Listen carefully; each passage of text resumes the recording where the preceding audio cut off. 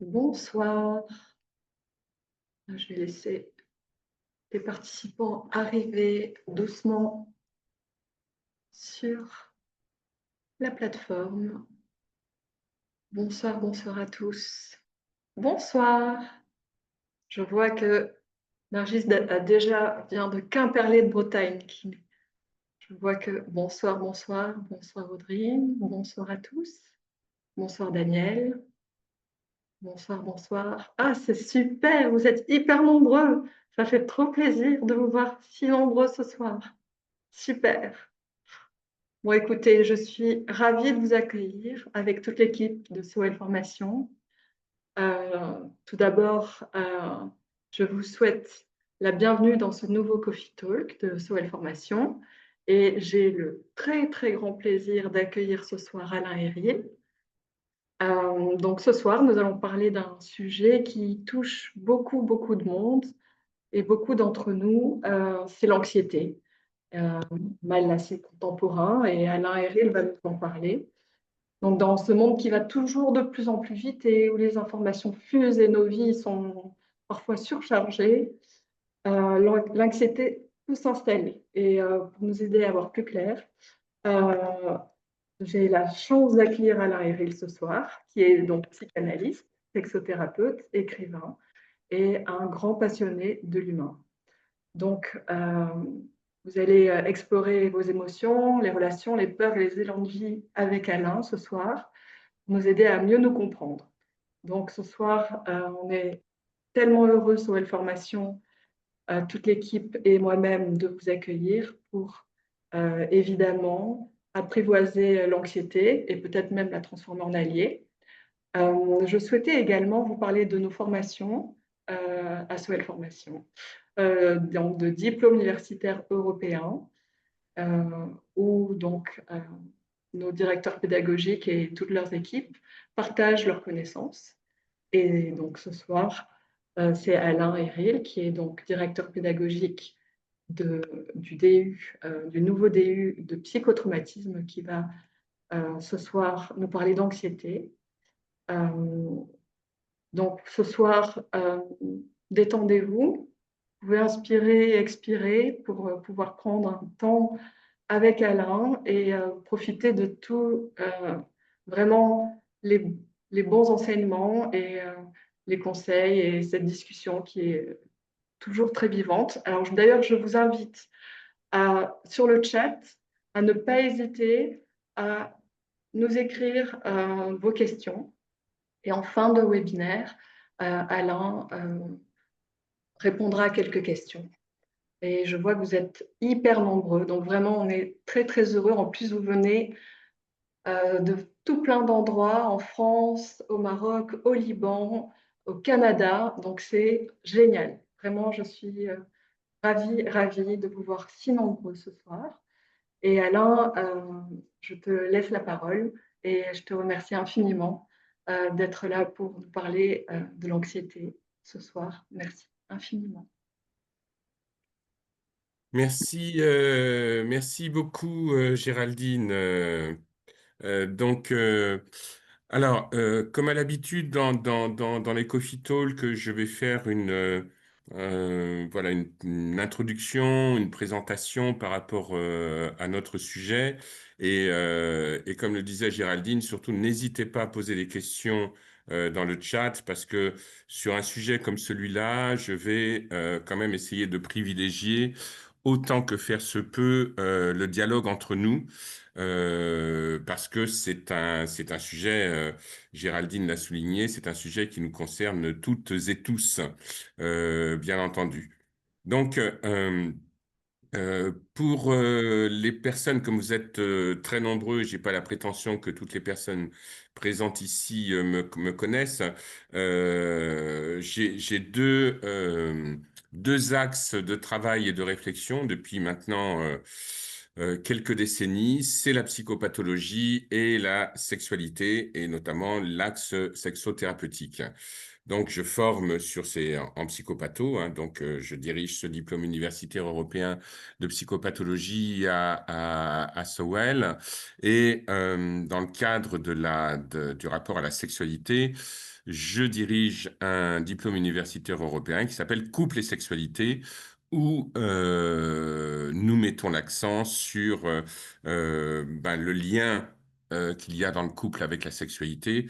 Et couple et sexualité, c'est au pluriel. Donc, on regarde les différentes formes de couple et les différentes formes de sexualité qu'on peut retrouver à l'intérieur du couple. Et d'ailleurs, dans les problématiques qui sont liées au dysfonctionnement sexuel, l'anxiété est souvent présent comme un élément qui peut amener un dysfonctionnement dans la fonction désirante. Alors, par rapport à notre thème, c'est anxiété, un mal contemporain, point d'interrogation. Pourquoi ce titre? C'est parce que, de manière quand même assez spectaculaire, on ne peut que remarquer qu'il y a une augmentation du concept et du ressenti de l'anxiété dans le monde entier.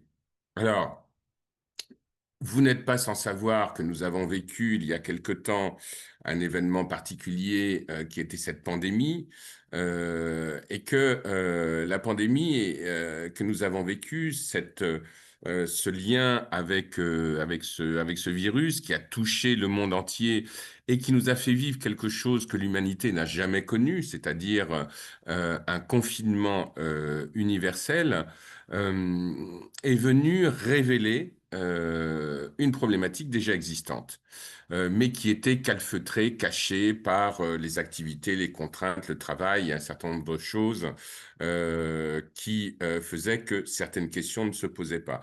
Il y a eu avec le Covid une augmentation de ces problématiques-là. Et ce qui est intéressant à regarder, c'est que post-Covid, il y a eu une augmentation, multiplication par 5 en France en tout cas, de prise d'anxiolytiques et d'antidépresseurs, mais c'est quelque chose qui touche la planète entière. Et le fait que, et là, vous pouvez regarder sur le net, il y a une foultitude d'études qui sont en train de sortir à l'heure actuelle, et où j'en ai lu une récemment qui laisse entendre que un quart de la population mondiale est dans des formes d'anxiété majeures, ce qu'on appelle un TAG, un trouble anxieux généralisé. Ce sont des chiffres absolument alarmants et qui laissent entendre que nous sommes dans des sociétés qui ne vont pas bien. Quand j'ai fait mes études de psycho à la fac, je me souviens très bien des cours sur la dépression, sur l'anxiété. On parlait vraiment de dépression occidentale, d'anxiété occidentale, qu'il y avait des lieux du globe où il n'y avait quasiment pas de dépression, quasiment pas d'anxiété, alors que maintenant il y a quelque chose qui est vraiment qui touche tout le monde de manière très, très universelle. Donc voilà, il y a quelque chose qui vient nous questionner par rapport à notre lien à nous-mêmes, notre lien aux autres, notre lien au monde, et que les thérapeutes que j'accompagne en tant que superviseur, et je suis superviseur depuis une bonne quinzaine d'années, me rapportent de plus en plus des problématiques qui sont liées à l'anxiété, qui sont liées à la panique, à l'angoisse, aux phobies, qui sont en recrudescence.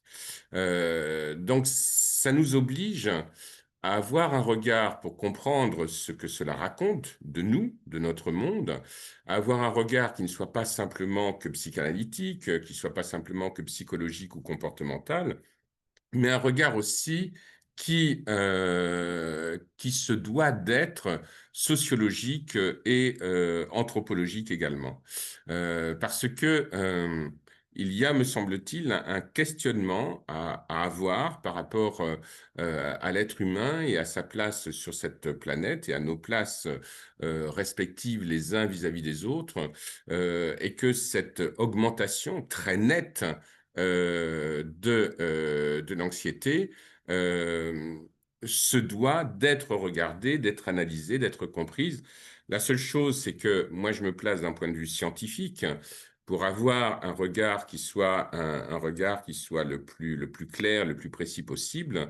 Il nous faut au moins 10 années de recul pour voir comment les flux évoluent, comment les problématiques pathologiques se mettent en place, se caractérisent. Voilà. Mais en psychopathologie,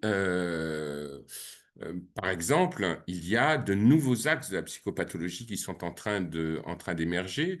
Là, récemment, Albert Sicone, qui est bon, l'un de nos grands maîtres en psychopathologie, vient de sortir avec Frédéric Tordeau, Elsa Godard, un livre qui s'appelle La psychopathologie du sujet contemporain, et où on commence déjà en psychopathologie à se poser des questions par rapport à la dimension contemporaine de certaines problématiques. Et dans les nouvelles formes, parce qu'il y a des nouvelles formes pathologiques qui sont en train d'éclore, il y a notamment tout le registre de l'éco-anxiété, et avec des personnes qui souffrent de manière très précise de l'état de la planète, qui sont éco-anxieuses et que et ça va entraîner dans leur comportement, dans leur manière d'être, un certain nombre de troubles pathologiques, des angoisses, des peurs, des restrictions dans le comportement, des prises de décision également, une remise en cause de la dimension de perspective. Donc il y a par exemple chez certaines personnes éco-anxieuses l'idée de ne pas faire d'enfants dans ce monde, par exemple. Ça va entraîner aussi une autre manière de considérer le rapport au travail, par exemple. Donc, il y a quelque chose qui est en train de raréfier le lien que nous avons avec la perspective. Et chez certaines personnes qui souffrent d'éco-anxiété, mais qui souffrent aussi, on va le voir sur d'autres formes d'anxiété, il y a quelque chose qui se met au ralenti par rapport à la dimension de perspective et par rapport à la possibilité de se projeter en avant, et donc qui va petit à petit, en édulcorant notre dimension projective, va édulcorer la dimension du désir. Et quand je parle du désir, c'est pas que le désir sexuel, c'est le désir de manière générale. Donc on est dans un lien très étroit entre des notions qui sont différentes mais qui s'interpénètrent. La question de l'angoisse, la question de l'anxiété, la question de la phobie, la question de la peur également, et derrière tout ça, la question de la dépression. Donc, il est important, puisque l'anxiété est notre thème principal, de repréciser ce qu'est l'anxiété. C'est-à-dire que l'anxiété est assez proche de la peur, par exemple, parce que l'anxiété, ce sont des sensations euh, qui peuvent être physiques comme psychiques, mais qui sont liées à des éléments identifiables. Il faut bien faire la différence entre l'angoisse et l'anxiété. Quand on est anxieux, on peut dire pourquoi on est anxieux. C'est-à-dire qu'il y a une raison à l'anxiété. Et donc, lorsqu'on est angoissé, il y a quasiment pas de raison à l'angoisse. L'angoisse est quelque chose qui peut surgir sans qu'il y ait de déclencheur angoissant. Mais les deux sont intimement liés. C'est-à-dire que lorsque l'on va être dans des formes d'anxiété par rapport à des éléments qui sont identifiables et qui peuvent être de l'ordre de ce qu'on nomme la peur de manière un petit peu rapide, la peur de l'avenir, la peur de ne pas gagner suffisamment d'argent, la peur de ne pas pouvoir trouver un logement, la peur de tout un tas de choses, toutes ces peurs-là créent un climat d'anxiété. Et le problème, c'est que l'anxiété, si elle reste comme étant quasiment structurelle chez l'individu, va se transformer en système d'angoisse.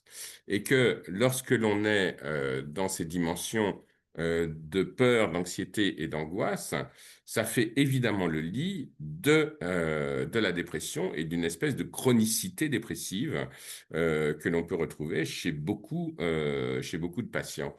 Et donc, cette dimension-là, que ce soit la dépression, que ce soit l'anxiété, l'angoisse, bien sûr, vient raconter quelque chose de notre être au monde, de notre rapport à nous-mêmes et aux autres.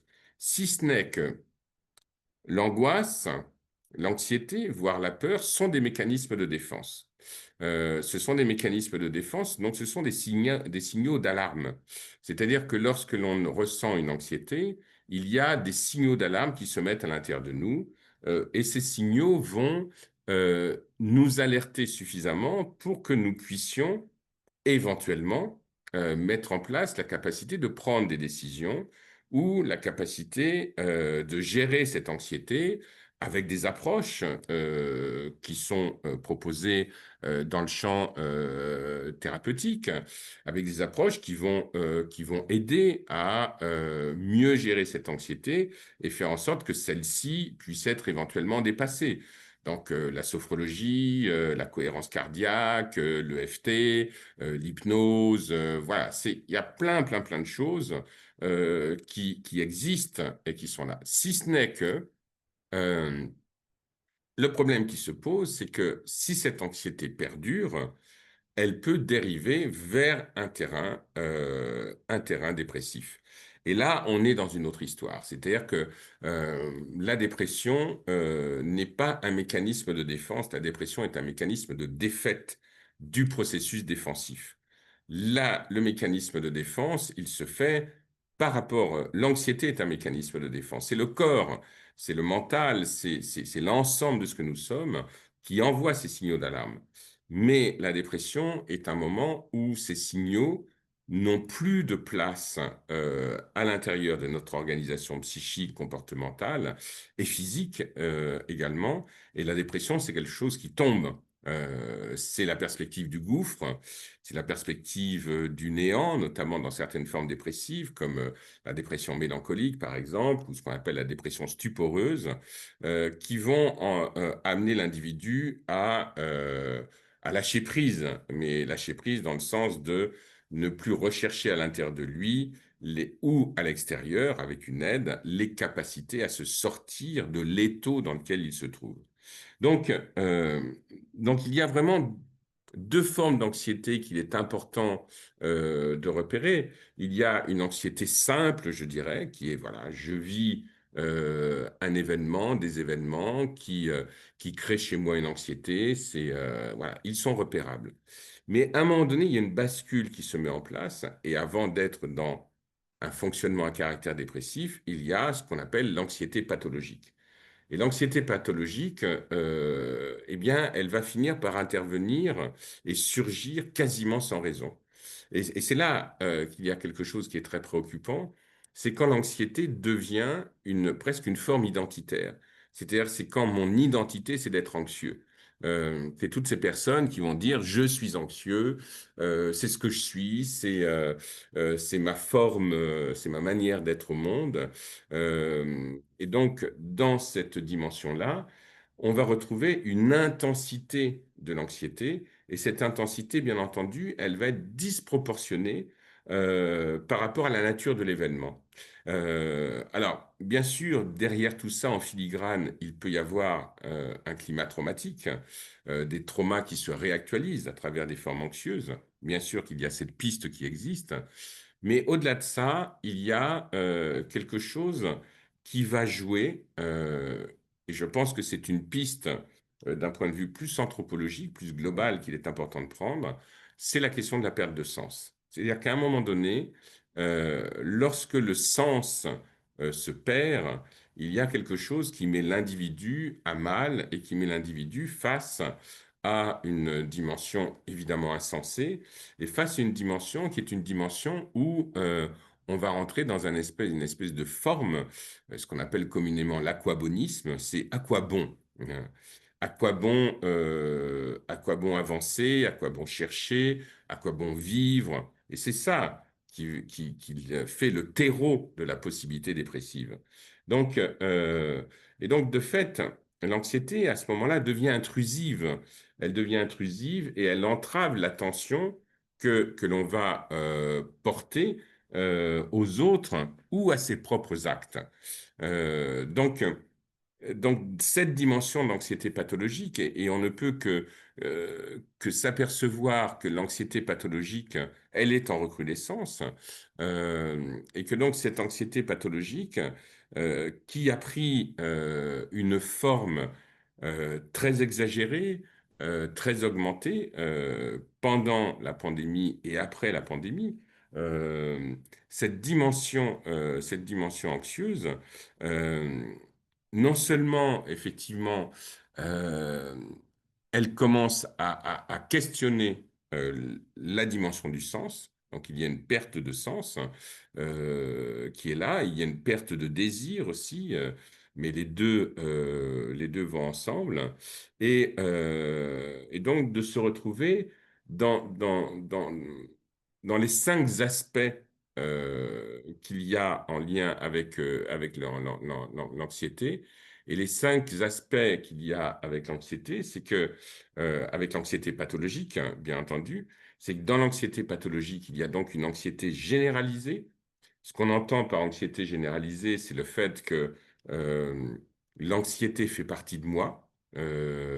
Voilà, je sors avec des amis, je vais au restaurant, je suis anxieux, alors que l'instant devrait être un instant plutôt sympathique, agréable et tout ça. C'est-à-dire qu'il y a à ce moment-là une difficulté à discriminer les choses et que ce qui devrait être de l'ordre de l'agréable devient une agréabilité qui est soumise à un questionnement perpétuel. Et l'anxiété crée ce questionnement et met en place ce qu'on a coutume d'appeler une personnalité aux aguets. C'est-à-dire, et s'il m'arrivait quelque chose, et si ça ne se passait pas aussi bien que prévu. Et donc, lié à ça, dans l'anxiété pathologique, il va y avoir la mise en place de systèmes phobiques. Et donc, et force est de reconnaître, là encore, qu'il y a une augmentation du terrain phobique à l'heure actuelle, qu'il y a de plus en plus de personnes qui consultent pour une problématique phobique, mais c'est pas, on n'est pas dans les phobies simples. On n'est pas dans la peur de la souris, la peur de l'araignée.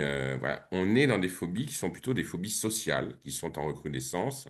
Donc, agoraphobie, ochliophobie, qui est la peur de la foule, phobie sociale, qui vont se traduire par un retrait de l'individu par rapport au monde social et par rapport au monde relationnel dans lequel nous sommes. Donc tout cela entraîne effectivement un retrait. Et comme en plus de ça, nous sommes dans une société qui n'est pas en train de mettre en avant la possibilité de la sociabilisation, si ce n'est une sociabilisation qui va passer à travers les réseaux sociaux, euh, qu'en fait, tous ces éléments-là entraînent une quasi-impossibilité de sortir de l'ornière de l'anxiété. Donc, anxiété généralisée, phobie, liée avec les phobies, il y a tout le système des TOC, hein, les troubles obsessionnels compulsifs. Le trouble obsessionnel compulsif, c'est une espèce de ritualisation du comportement, mais dans le trouble obsessionnel compulsif, on ritualise le comportement parce qu'il y a une peur derrière. Parce qu'il y a une manière de ritualiser le comportement pour que ne nous arrive pas euh, quelque chose qui serait de l'ordre du désastreux, du difficile, de l'impossible, de l'ingérable. C'est ça qui est en jeu. Et donc, associé à ça, augmentation des crises de panique. Les crises de panique sont très en lien avec les phobies sociales et augmentation aussi de situations qui ressemble beaucoup au stress post-traumatique, parce que oui, il y a du trauma, souvent, mais en même temps, on peut dire que la pandémie était un traumatisme. C'était une forme traumatique qui a touché la planète entière et qu'on est seulement maintenant en train de se rendre compte des effets post-traumatiques de cette pandémie et qui joue de façon très différenciée d'une personne à une autre. Euh, et donc, et qu'il est important vraiment de saisir cet élément-là et de trouver les moyens, ça on pourra en parler, de trouver les moyens euh, d'avoir des pistes pour sortir de cette dimension, parce que on ne peut pas vivre en étant anxieux. Quand je dis qu'on ne peut pas vivre, c'est vivre dans le sens, je dirais, dans le sens plein, entier et noble du terme. C'est-à-dire que l'anxiété généralisée entraîne de la survie, hein, mais pas de la vie. Donc, les personnes anxieuses survivent et elles sont en train de faire l'effort d'être au monde, et c'est un effort qui se fait au prix d'une perte d'énergie qui est considérable. Et c'est pas étonnant que lorsqu'il y a une telle débauche d'énergie à lutter contre l'anxiété, qu'il n'y a plus la possibilité d'être dans quelque chose qui soit de l'ordre du désir. Là encore, je le dis dans le sens général du terme. Donc, et dans l'anxiété, pour continuer dans des axes descriptifs psychopathologiques, euh, on a 6 symptômes généraux, et ces 6 symptômes vont être plus ou moins en intensité en fonction de la nature de l'anxiété dans laquelle on est. Le premier symptôme, c'est agitation et tension permanente. Donc, il y a cet état dont je parlais tout à l'heure, qui est un état de tension qui est là tout le temps, euh, je dirais jour comme nuit. Nous sommes face à des personnes qui sont dans une tension permanente. Il y a comme deuxième élément la fatigue qui va entraîner un ralentissement moteur, un ralentissement de la pensée également, de la capacité à penser, de la capacité à agir, mais agir en fonction d'éléments qui seraient sensés, qui seraient bons pour le sujet, si je puis dire. Euh, il y a tous les éléments de difficulté de concentration. Les personnes qui consultent et qui sont présentes là maintenant, je pense que vous avez dû rencontrer de plus en plus dans vos cabinets des personnalités qui souffrent de TDA, du trouble du déficit de l'attention. Et c'est pas que les enfants. On s'aperçoit statistiquement qu'il y a de plus en plus de personnes adultes qui souffrent de TDA. Donc, et une espèce, alors bien sûr, il y a plein d'éléments qui laissent entendre ça, cette problématique de TDA. Il y a les écrans. On sait pertinemment, là, les études ont largement été faites. Quelqu'un comme Serge Tisseron a beaucoup travaillé là-dessus.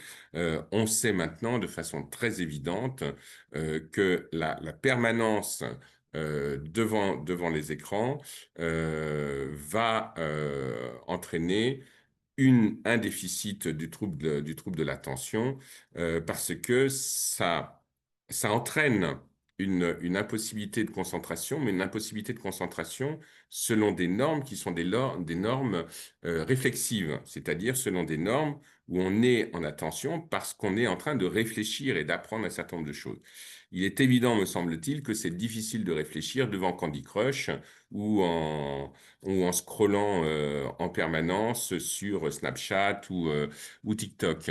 Donc, euh, donc il y a cette dimension-là de difficulté de concentration. Également, ce que l'on peut remarquer, c'est un autre point de l'anxiété pathologique, c'est une irritabilité, une nervosité. Alors ça va avec la tension et l'agitation dont je parlais au début, mais une irritabilité qui entraîne une espèce d'impossibilité à accepter un certain nombre de choses et notamment à accepter un certain nombre de formes de frustration. Et ça, on le voit dans le climat social. On le voit même si on observe dans des lieux comme le métro, les transports communs ou autres. il y a cette irritabilité qui est quasiment à fleur de peau et qui est le fruit de l'anxiété. Après, ben, l'anxiété nourrit l'irritabilité nourrit l'anxiété. Après, tout ça concourt à une difficulté à être au monde dans une certaine tranquillité. Euh, c'est en lien avec des tensions musculaires. Évidemment, tout ça est très lié. C'est-à-dire que s'il y a une tension permanente, une agitation au niveau musculaire, il va y avoir des atteintes. Donc, il y a de plus en plus de problématiques articulaires que l'on retrouve. Et puis, bien entendu, grands symptômes qui se retrouvent dans l'angoisse, dans l'anxiété, dans la dépression, tous les problèmes d'endormissement hein, et tous les problèmes qui sont liés au sommeil. Bien sûr, c'est la difficulté à lâcher prise. Et pour s'endormir, il faut avoir confiance. L'endormissement et la confiance que l'on fait symboliquement à son inconscient. Et s'endormir, c'est accepter de ne plus être aux commandes, de ne plus être dans une situation vigile, mais de lâcher prise sur ce terrain-là. Mais si l'anxiété est là, c'est extrêmement difficile d'avancer tranquillement. Et on remarque, là encore, je m'appuie sur les statistiques hein, que vous pouvez retrouver facilement, qu'il y a de plus en plus de problématiques au niveau du sommeil, avec les réveils nocturnes, notamment les fameux réveils à 3-4 heures du matin, avec l'impossibilité de s'endormir, parce que tout d'un coup, il y a une problématique relationnelle, émotionnelle, financière, professionnelle, qui va occuper l'esprit. Donc, l'anxiété, c'est c'est pas que c'est fondamentalement un mal contemporain, c'est que l'anxiété fait partie de l'être humain. L'anxiété est une réponse, comme je disais, c'est un mécanisme de défense par rapport à des situations difficiles, compliquées. Voilà. Mais l'anxiété, logiquement, se dépasse. L'anxiété, normalement, se traverse. Euh, Normalement, on trouve des solutions pour être moins anxieux.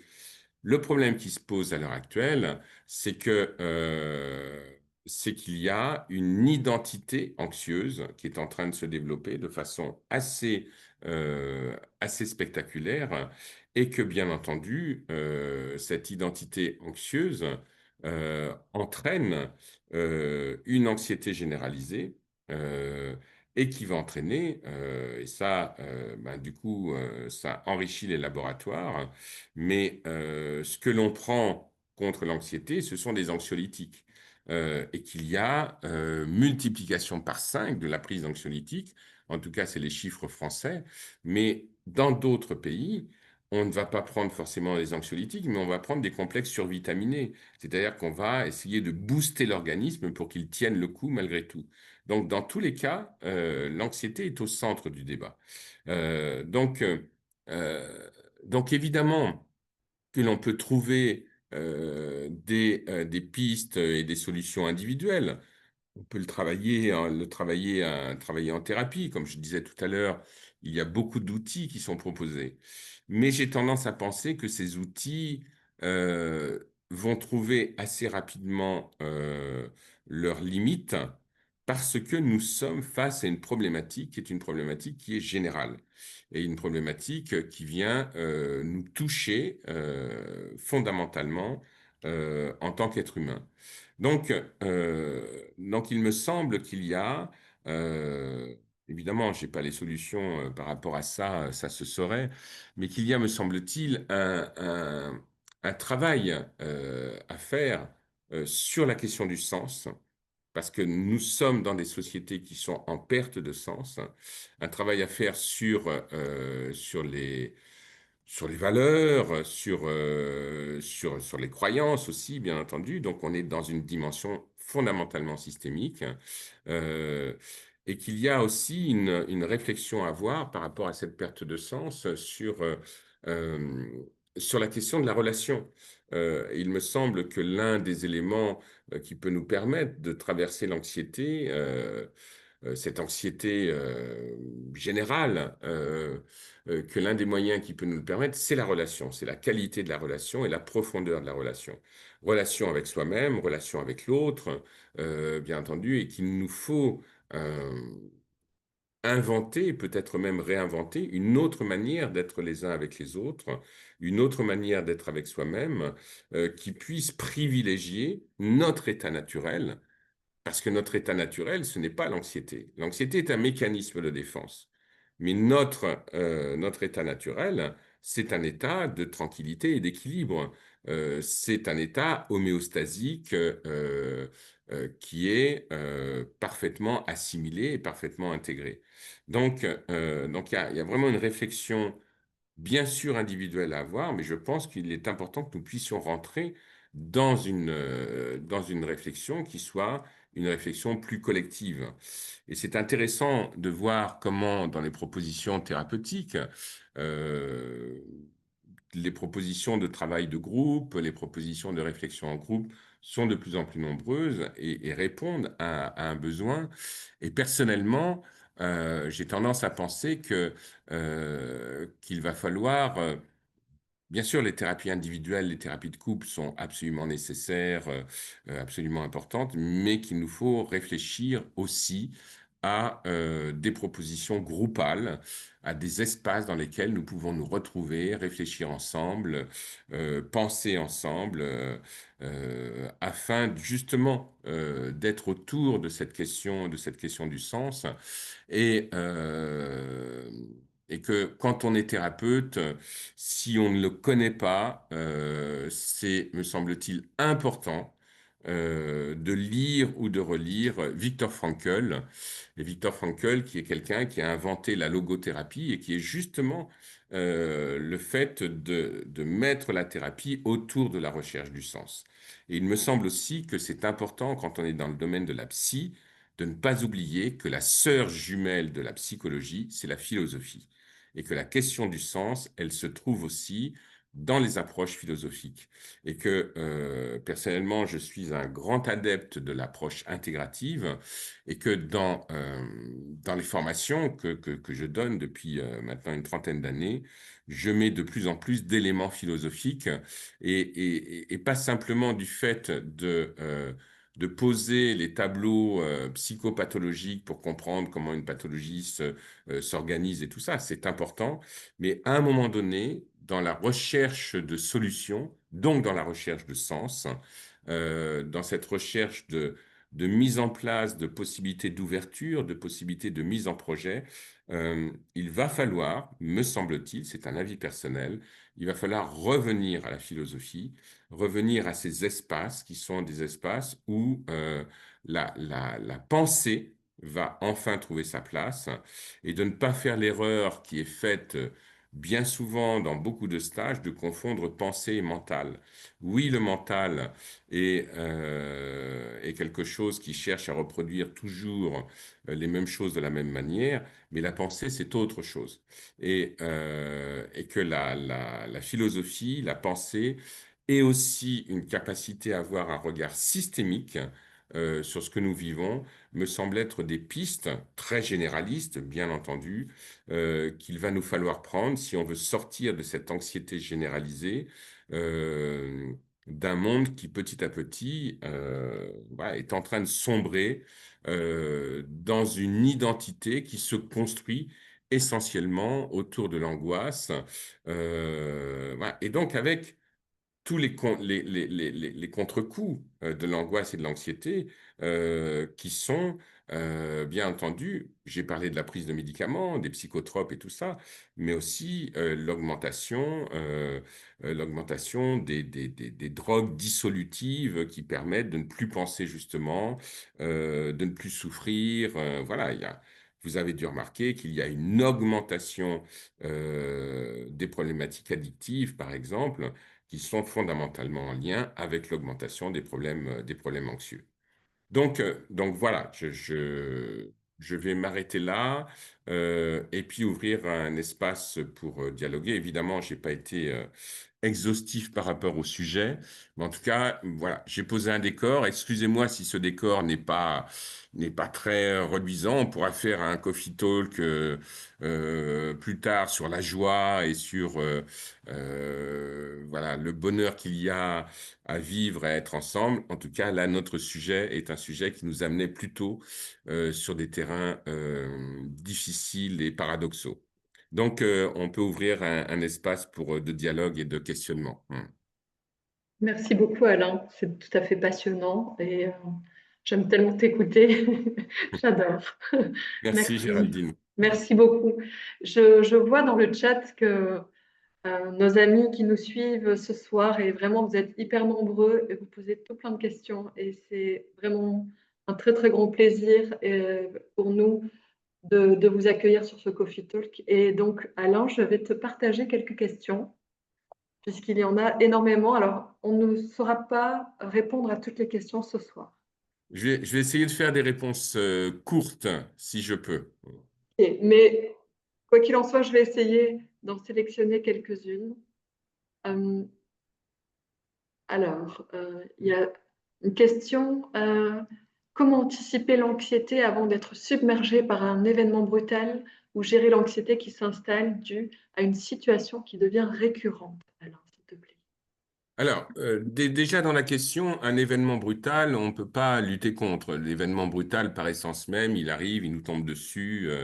Voilà. C'est-à-dire que je suis obligé de faire un détour pour répondre à cette question parce qu'en fait, tout cela est très en lien. Bon, je suis psychanalyste, donc forcément, j'ai des espèces de réflexes, hein, mais tout cela est très en lien avec ce qui s'est passé dans notre enfance et notre petite enfance, et avec la façon dont on construit les uns et les autres, ce qu'on appelle les objets internes.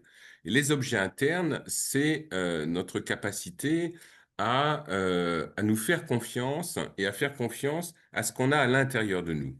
L'amour qu'on a reçu, la bienveillance, l'attention, les soins, voilà, tous ces éléments-là. Donc, il est évident que si nous avons eu une enfance, une petite enfance fracassée, cause de trauma, hein, et tout ça, dans le DU sur le psychotraumatisme, on va le regarder ensemble, c'est évident que ça nous met dans une certaine fragilité. Et que donc, plus on va être fragile par rapport à sa vie, à son histoire, et plus on aura du mal à lutter contre un événement difficile. Mais j'ai posé les bases de ça. Il me semble qu'il y a quelque chose de très important, c'est de ne pas oublier que nous vivons avec des autres et que c'est important de demander de l'aide, c'est important d'appeler au secours, c'est important de sortir de l'isolement. Ouais, j'enfonce des portes ouvertes, mais combien y a-t-il de personnes en tout cas, je ne peux parler que pour la France, mais ça doit être valable dans plein d'autres pays, qui ne connaissent pas leurs voisins, qui ne savent pas qui habite la porte d'à côté, quelles sont ces personnes et tout ça. C'est-à-dire qu'il y a une espèce de robotisation du comportement. Regardez dans les transports en commun, je prends beaucoup les transports en commun et j'observe le comportement de nos contemporains. C'est quand même assez étonnant de voir comment chacun est enfermé dans sa bulle, comme si l'autre était une possibilité d'effraction. Donc, comment lutter contre ça par rapport à la question? Ben, il y a un travail sur soi, bien sûr, pour renforcer ce qu'on appelle les objets internes.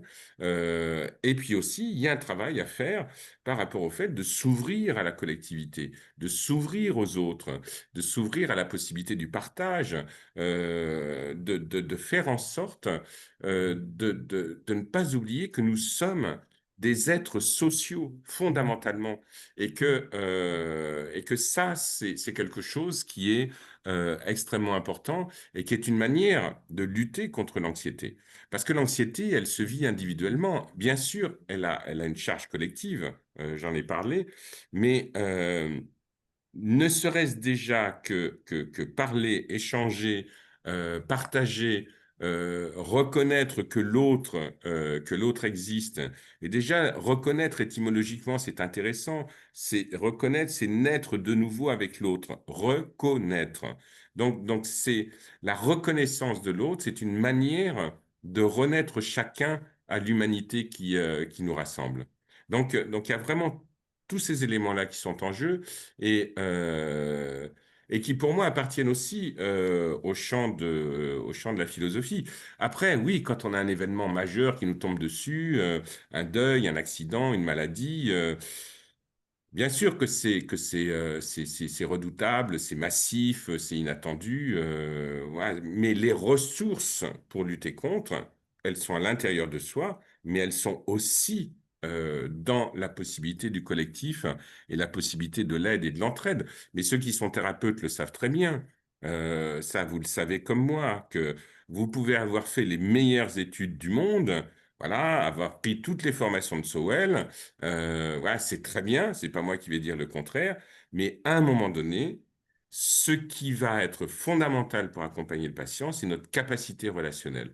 Parce que nos patients ont besoin qu'on leur offre, qu'on leur propose une relation à l'intérieur de laquelle il y a une réelle bienveillance, il y a un réel non-jugement, il y a un réel accompagnement, et c'est de ça dont nous avons besoin, et c'est une source fondamentale pour lutter contre l'anxiété. Merci beaucoup, Alain. J'adore. Euh, alors, oui. Alors, Dominique vient de dire, écoutez Alain, c'est déjà la porte ouverte à la baisse de l'anxiété. Tu es trop fort, merci. J'adore ce commentaire. Merci, Oui, Dominique. mais Et je écoute, suis tout à fait d'accord. mon ego est très flatté, voilà, Maria, elle dit oui complètement. ça me renarcissise. Voilà, merci beaucoup, Dominique. Voilà, euh, voilà, je sais pas quoi dire. De fait, je suis toujours. Ça fait chaud au cœur. Oui, Moi, en tout cas, c'est tout à fait. magnifique. Euh, Alain, recommanderais-tu des techniques telles que la méditation, la sophrologie, l'hypnose pour vaincre l'anxiété? C'est la question de Julie Oh que ici. oui, oh que oui. C'est-à-dire que je pense que de toute manière, pour vaincre l'anxiété, il faut aller sur des terrains pluridisciplinaires, intégratifs, que le seul travail d'accompagnement verbal ne va pas suffire. Nous avons besoin de comprendre. Donc l'accompagnement verbal, la psychanalyse, la psychologie clinicienne, voilà. Bien sûr que c'est important, mais il y a besoin aussi d'aller travailler au niveau du corps. Donc la sophrologie, elle est sur ce terrain-là. La méditation, elle est là aussi, et que donc tout ça doit s'associer. Ça, c'est extrêmement important. Bien sûr, sophrologie, hypnose, méditation, voilà. Alors, en sachant que à mon sens, aborder ces techniques en pensant que ces techniques vont tout résoudre, voilà, ce sont juste des outils qui sont des points d'appui, mais ça nous obligera toujours quand même à aller chercher à l'intérieur de soi. C'est-à-dire que la sophrologie, l'hypnose, la méditation, c'est des points d'appui pour se rencontrer soi. Donc c'est important d'avoir me semble-t-il, cette vision-là. Mais bien entendu, quand je consultais en tant que psychanalyste, ça m'est arrivé maintes fois d'envoyer mes patients, mes patientes faire un travail corporel, euh, de manière à ce qu'on ne soit pas simplement que dans l'échange intellectuel, même si la psychanalyse est très corporelle également. Et d'ailleurs, j'ai une formation en sophrologie analytique parce que ça me semble important cette dimension-là. On est dans une société, là encore, qui a tendance à oublier le corps, hein. Parce que le corps performance, oui, on le connaît. Le corps effort, oui, on le connaît. Mais il y a des formes de rapport au corps qu'on a largement mises de côté. Et, euh, et d'ailleurs, si on regarde, euh, bien souvent, dans beaucoup de techniques, c'est le mental qui dit au corps comment il doit agir. C'est-à-dire, détendez vos épaules, c'est la tête qui dit, allez, épaules, détends-toi. Mais nous ne sommes pas habitués à ce que ce soit le corps qui nous parle, à ce que les informations viennent du corps vers l'esprit. Et des approches comme la sophrologie ou la méditation permettent ça. Et à mon avis, c'est extrêmement important. Euh, alors, euh, Yasmina dit, est-ce que l'angoisse mène systématiquement vers l'anxiété, dans le sens où est-ce que l'anxiété généralisée est une forme sévère ou plutôt avancée de l'angoisse? Et d'ailleurs, un peu plus haut, On a également, je juste pour retrouver son prénom, qui disait que dans sa patientèle, elle avait 80% de ses patients qui souffraient de de, TAG. Voilà, c'était de TAG. Alexandra qui disait également que Mm. les troubles anxieux généralisés constituaient 80% de sa patientèle. Alors, c'est un peu dans le sens inverse, c'est-à-dire que l'anxiété est l'antichambre de l'angoisse. S'il y avait une graduation à faire, l'anxiété est en dessous de l'angoisse. La seule chose, c'est que c'est pour ça que j'ai parlé d'anxiété pathologique. Dès qu'on rentre dans l'anxiété pathologique, on va rentrer dans les systèmes d'angoisse. Le problème, c'est que l'angoisse, elle n'a pas de sens. C'est-à-dire que je peux être dans un moment extrêmement agréable, je peux aller à un concert, écouter mon groupe préféré, mon chanteur, ma chanteuse préférée et tout ça.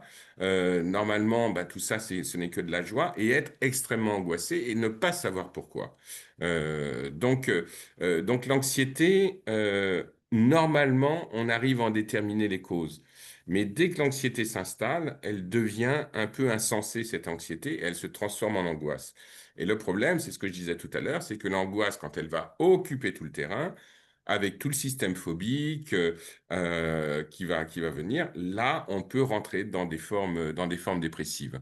Et c'est là que ça devient extrêmement compliqué à accompagner et extrêmement compliqué à dépasser, quoi. C'est, on pourrait presque dire que l'anxiété prépare l'angoisse, d'une certaine manière. Alors Sarah pose comme question, est-ce que l'abstinence sexuelle entraînerait-elle de l'anxiété? Et une autre personne, mais non identifiée parce que je ne vois que iPhone, a demandé comment réduire l'anxiété sévère et est-ce qu'elle cause une angoisse profonde ou une peur généralisée concernant la sexualité, comment faire face à la masturbation compulsive? Voilà, Oh je là, trouvais qu'il y avait une il y a question. plein, Voilà, il y avait il y a plusieurs plein de questions.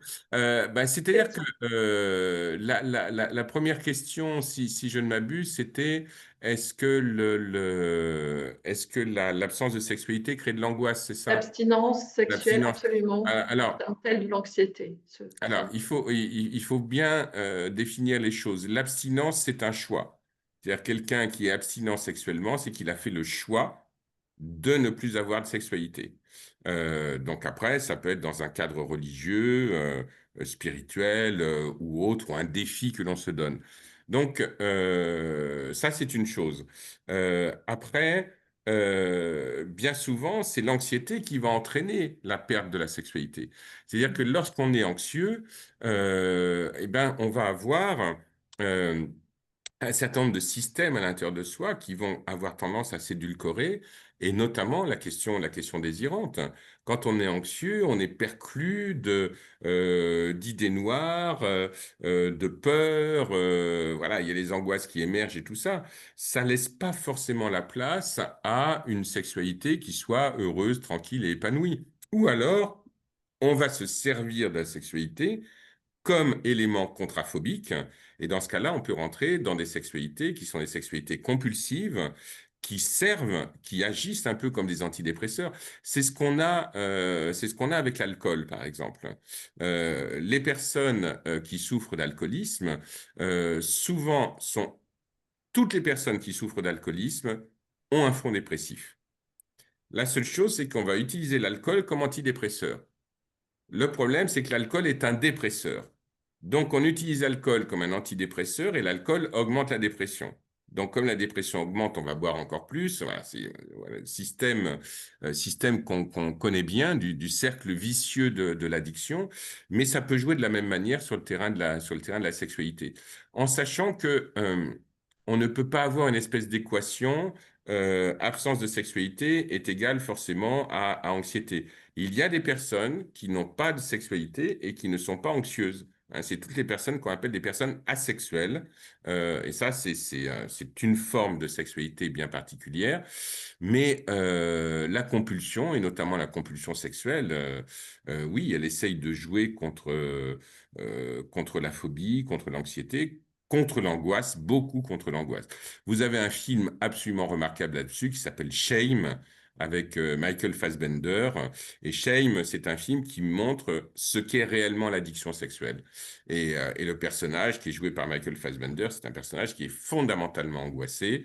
Alors après, il y a des raisons traumatiques, euh, mais il y a une angoisse fondamentale et il se sert de la sexualité pour essayer de sortir de l'angoisse, mais une sexualité compulsive, qui n'est pas une sexualité qui se base sur le sentiment, qui se base sur le désir. C'est autre chose qui se joue. C'est ce qu'on appelle une sexualité essentiellement de décharge. Merci beaucoup, Alain. D'ailleurs, dans le DU de couple et sexualité, je sais que tu développes tous ces sujets de manière très approfondie également.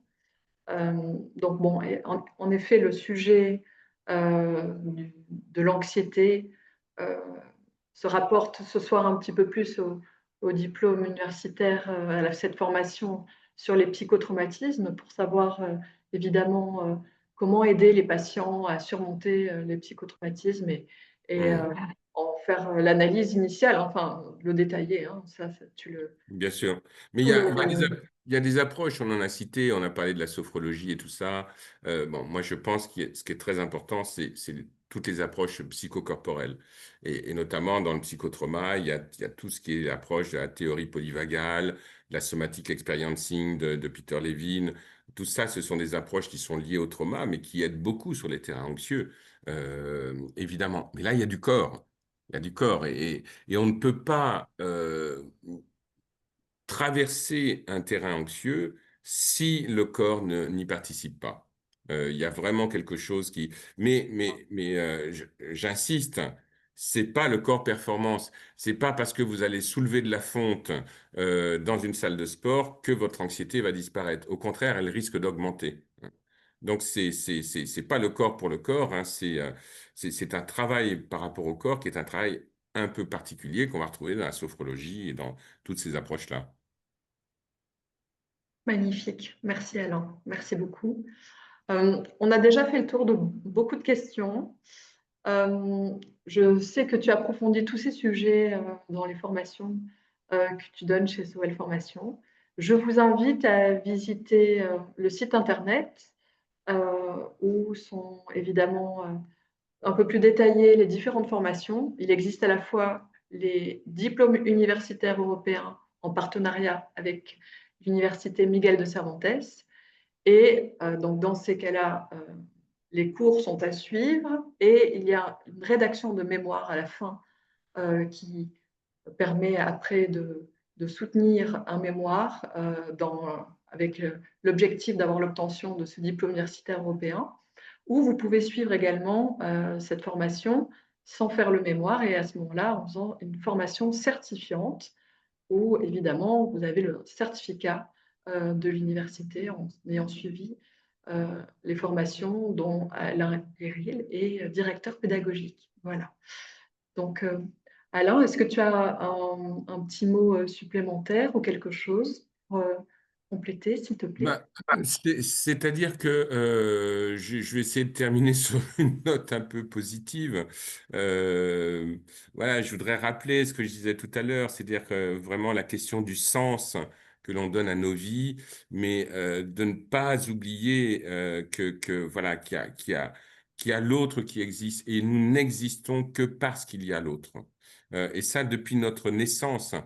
Un être humain, lorsqu'il naît, il est impuissant, il ne sait pas faire, il est dépendant, et que c'est quelque chose qu'on garde à l'intérieur de nous. Et c'est important d'aller chercher chez l'autre le point d'appui et que l'autre vienne le chercher chez nous.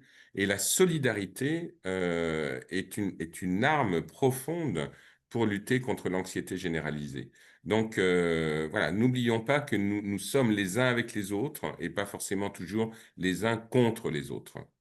Alors, on peut être contre les autres, mais là, c'est des questions qui ont plus à voir avec la sexualité. Mais ça, c'est autre chose. Ah, merci beaucoup, Alain. Ah oui, alors quelqu'un demande comment sont les formations. Les formations sont en ligne. Ce sont des formats hybrides avec à la fois toute une série de vidéos que vous pouvez voir quand vous le souhaitez et d'autres moments qui sont en live en direct, en groupe de promotion. Et si vraiment il n'est pas possible pour vous de pouvoir assister euh, quand il y a les moments en live, les journées de formation, soirées, webinaires en live, dans ces cas-là, vous pouvez après retrouver ces séances, ces visioconférences sur la plateforme étudiant. Voilà. Donc, écoutez, moi, je tiens à vous remercier toutes et tous d'avoir été avec nous ce soir. Un immense merci Alain, parce que c'est vraiment inspirant, toujours un moment inspirant de t'écouter. Merci infiniment. Concernant les questions par rapport au replay, le replay sera disponible tout bientôt et vous pourrez revoir tranquillement les moments qui vont le plus parler. Et donc, si vous souhaitez aller plus loin, n'hésitez pas à visiter le site internet de Sowell Formation et ainsi vous aurez plus d'informations, pouvoir approfondir vos connaissances et développer vos compétences avec Alain Héril, avoir la joie et l'honneur, la chance d'être enseigné par Alain Héril. C'est un vrai, vrai plaisir. Prenez vraiment soin de vous, continuez à bien respirer, à vous écouter. Chaque petit pas vers plus de sérénité compte pour déstresser, diminuer l'anxiété. Je vous remercie infiniment. Je vous souhaite une très très belle soirée et je vous dis à très très bientôt pour un nouveau Coffee Talk. Le prochain Coffee Talk aura lieu le 9 octobre avec Marie Cayazzo et nous parlerons de l'addiction aux écrans. Et en tout grand merci Alain. Vraiment, merci du fond de mon cœur. Merci. Merci à tout le monde et merci Géraldine. À très bientôt. Je vous souhaite une belle soirée à tous. À tout bientôt. Au revoir, à bientôt.